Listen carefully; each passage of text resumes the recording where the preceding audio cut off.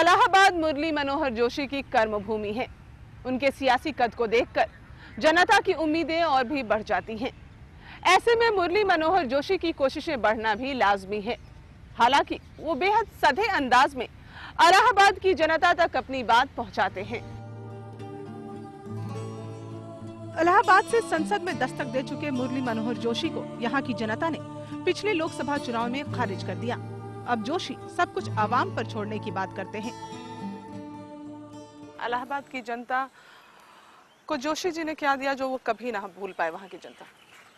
देखिए, ये तो आपको वहाँ की जनता से पूछना चाहिए, क्योंकि मैंने वहाँ कुछ इस भाव से कि मैं कुछ दे रहा हूँ ऐसा कुछ नहीं किया। जो मेरा काम था वो मैं करता रहा, और अब ये वहाँ की जनता को फैसला करना है कि उसमें ऐसी कौन सी चीज़ है जिसको वो बहुत महत्व देती है या जिसकी वजह से वो मुझे याद रखेगी। लेकिन इलाहाबाद को आप किस रूप में देखना चाहते थे? जोशी जी कैसा चाहते थे? सपनों का इलाहाबाद कैसा था? जीवन का कोई भी ऐसा क्षेत्र नहीं है जिसमें इलाहाबाद का प्राचीन काल से ही योगदान न रहा हो। तो मैं यही चाहता था कि इलाहाबाद की जो उसकी गरिमा है, जो उसका स्थान है सांस्कृतिक, शैक्षिक, राजनीतिक, साहित्य, कला, संगीत का, वो उसे फिर से प्राप्त हो। कुछ तो पूरा किए हैं और पूरा नहीं कर पाए हैं। कौन कौन सी ऐसी चीज? जैसे कि इलाहाबाद को स्मार्ट सिटी बनाने की बात उन्होंने कहा था, उनका सपना अधूरा रह गया। किसी काम को उन्होंने छोड़ा नहीं है, जो जितना कहे हैं सब उसको पूरा कर दिया है, उनका कोई काम बाकी नहीं है। अब ये है कि ये अशिक्षित क्षेत्र है, यहाँ के लोग जो है पढ़े लिखे कुछ कम हैं और जातिवाद ज़्यादा है, इसलिए उनके प्रभुत्व और विशेषता के विषय में जान ही नहीं पाते, समझ नहीं पाए जो है कि जोशी जी हैं क्या चीज़, इसलिए चाहे उनकी कमी मानी जाए चाहे जो है। उत्तर प्रदेश में शिक्षा का मक्का कहलाने वाले इलाहाबाद में मुरली मनोहर जोशी ने केंद्रीय विश्वविद्यालय का सपना बुना था।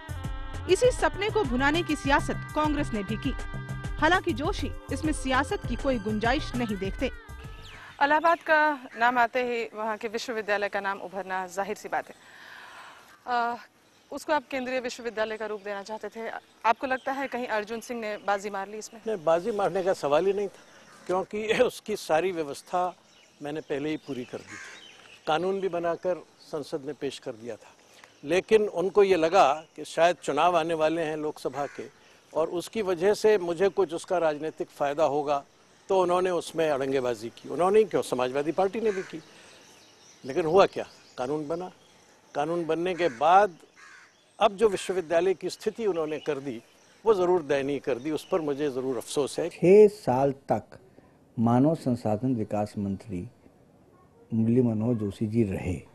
6 साल में वो नहीं करा पाए, और अर्जुन सिंह जी कांग्रेस की सरकार आती 1 साल के अंदर उन्होंने उसको सेंट्रल यूनिवर्सिटी का दर्जा दे दिया।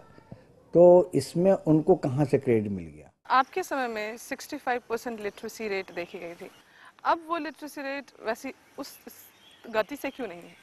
पहले हमने ये किया कि एक वातावरण बनाया जाए कि हमें शिक्षित होना है, फिर इसको एक मौलिक अधिकार के रूप में दिया जाए। संविधान में इसका प्रयत्न किया जाए कि 6 साल से 14 साल तक के हर बच्चे को अनिवार्य और निःशुल्क शिक्षा मिले। फिर लड़कियों की शिक्षा, फिर स्कूल के लिए ये मिले, इसके लिए हमने सर्व शिक्षा अभियान चलाया। आज भी सरकार उसी सर्व शिक्षा अभियान को गाती बजाती रहती है। इलाहाबाद की जमीन यूं तो सियासी है, लेकिन केंद्रीय विश्वविद्यालय को लेकर सियासत जनता भी खारिज ही कर देगी।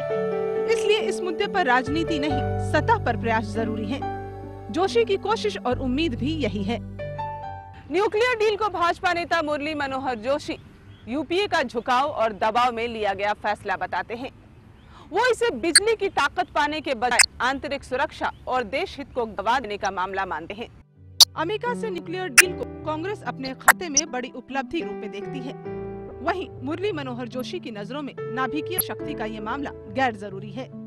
आपने जो अमेरिका के साथ डील करने की कोशिश की, मतलब कांग्रेस ने, उस पर आपका नजरिया क्या है? क्या आपको लगता है कि कहीं वो अमेरिका के दबाव में हमारी सरकार आ गई है और मतलब अमेरिका का प्रेशर बहुत ज्यादा है? इस समय तो जो हो रहा है उसको देख के तो ये लगता है कि इस सरकार ने इस समझौते को करने में देश के हितों की पूरी उपेक्षा की है। उदाहरण के लिए 30 साल से हमारे वैज्ञानिक अपनी आणविक स्वायत्तता को अपनी आत्मनिर्भरता को, अपनी स्वाधीनता को बचाएंगे और हमारे ऊपर किसी प्रकार का कोई हस्तक्षेप नहीं था। हमने 2-2 बार परमाणु विस्फोट किए, हमारे ऊपर प्रतिबंध लगाए गए, हमने उसको भी झेल लिया, उससे भी हम उबर आए और अब एक ऐसी स्थिति में हम जा रहे थे कि हम अपने सुरक्षा की दृष्टि से अपने अणु आयुध बना सकते थे और जितनी आवश्यकता हो उसके अनुसार बना सकते थे। लेकिन एक ऐसे जाल में इस सरकार ने अपने आप को फंसा लिया कि जिसका कोई मतलब नहीं था, जिसकी कोई जरूरत नहीं थी। बिजली की जरूरत पूरी करने के लिए इस समझौते को अहम बताने वाली कांग्रेस पर जोशी पूरी तरह हमलावर नजर आते हैं। आपने भी बात की है एक न्यूक्लियर पावर होना चाहिए भारत को, लेकिन इस तरह से होना चाहिए ये आपने नहीं। हमने बताया न्यूक्लियर पावर तो हमने बनाया, इसको विस्फोट किया, लेकिन ये अब इस न्यूक्लियर पावर के द्वारा बनने के बाद जो कुछ हमने हासिल किया था उसको इन्होंने उसी तरह से धो दिया जैसे अर्जुन सिंह जी ने शिक्षा को धो दिया।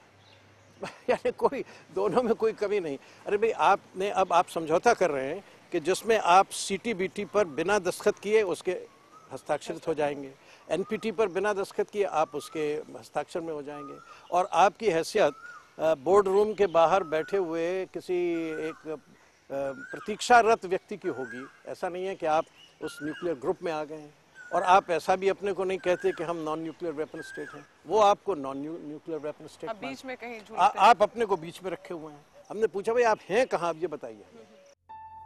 न्यूक्लियर डील पर तो कांग्रेस के अपने ही साथियों ने भी विरोध किया है, लेकिन बीजेपी भी इस मुद्दे को पूरी तरह भुनाने की कोशिश में रही।